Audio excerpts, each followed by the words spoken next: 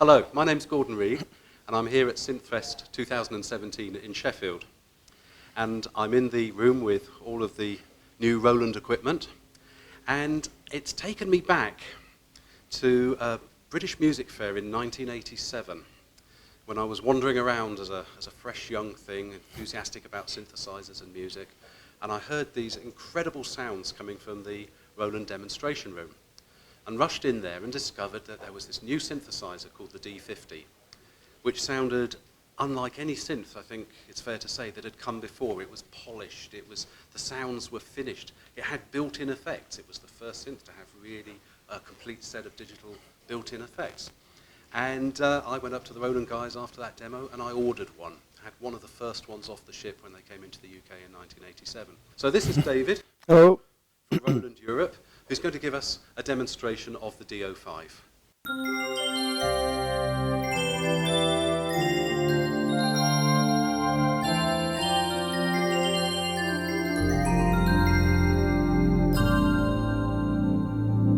So that's Fantasia right there. We have some other classics like Arco strings.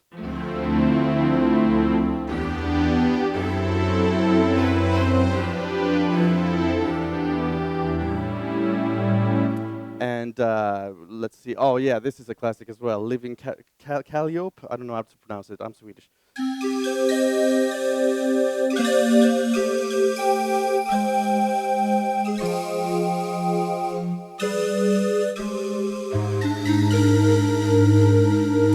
And so we have 6 full patch libraries that it comes with. So that's 8 times 8 times 6. And 8 user libraries as well. So we can go through the different banks here. Here's Digital Native Dance.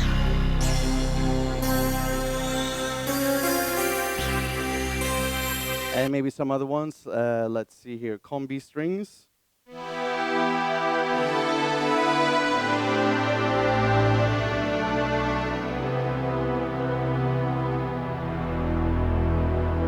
And on top of all that, we also have, on the D-05, we actually have an internal sequencer as well, unlike the original D-50. So let's check that out. It's really simple to use. I'll just hold a button and play a little chord, for instance. And then I'll hold as many buttons as I want that chord to last. And we'll do the same thing again. And again.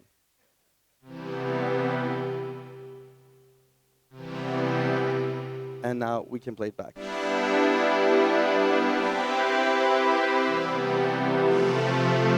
So really easy to use sequencer there. So really easy to sync up with your MX1, for instance, like we have here. So we can easily hook it up via the IRLink interface, which gives you audio and MIDI all through the micro USB cable. So if you want to hook it up to your IRA gear or boutique gear or something via the MX1, really, really easy to do as well. So that's D-05 in essence.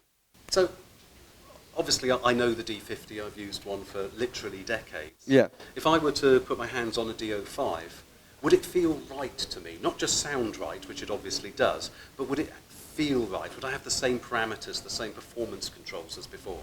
Yeah, definitely. So this is inside. It's on paper, so to speak. It's exactly the same as the D-50. So you have all the different parameters in there.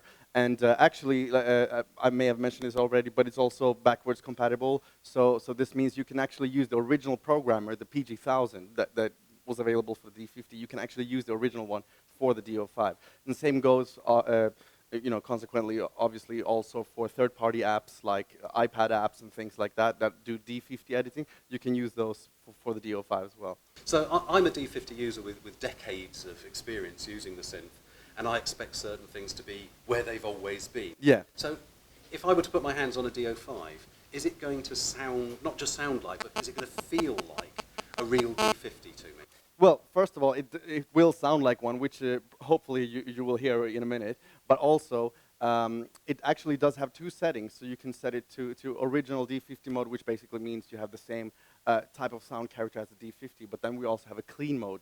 So it's kind of a high-quality mode of the D-50. But back to your actual question, yes, you have all the same parameters for patch editing and effects and so on inside the D-05 as well. Plus, we did add the sequencer, but apart from that, we've stuck to the original That's interesting functions. because in some of the other recreations, either as plug-outs or boutique modules, there's obviously been a temptation to add more.